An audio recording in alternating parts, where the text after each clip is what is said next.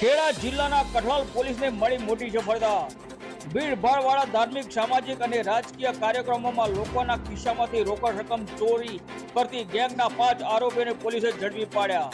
પોલીસે તેમની પાસેથી કુલ ₹3,08,500 નો મુદ્દામાલ કબજે કર્યો। કઠલાલમાં કડવા પાટીદાર સમાજની વાડી ખાતે યોજાયેલ જાહેર કાર્યક્રમ દરમિયાન એક વ્યક્તિના ખિસ્સામાંથી ₹18,500 ની ચોરી થઈ હતી। આ ગુનાની તપાસ દરમિયાન પોલીસે 45 થી વધુ સીસીટીવી કેમેરાના ફૂટેજ અને ટેકનિકલ સર્વેલન્સના આધારે આરોપીઓ સુધી પહોંચી તેમને ઝડપી પાડ્યા હતા।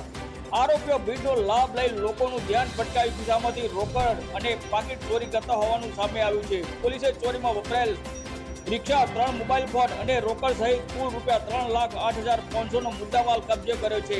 હાલ પોલીસે આરોપીઓની વધુ પૂછપરછ શરૂ કરી કાયદેસરની કાર્યવાહી હાથ ધરી છે। રિપોર્ટર પ્રવીણ સોલંકી, ખેડા, કઠલાલ।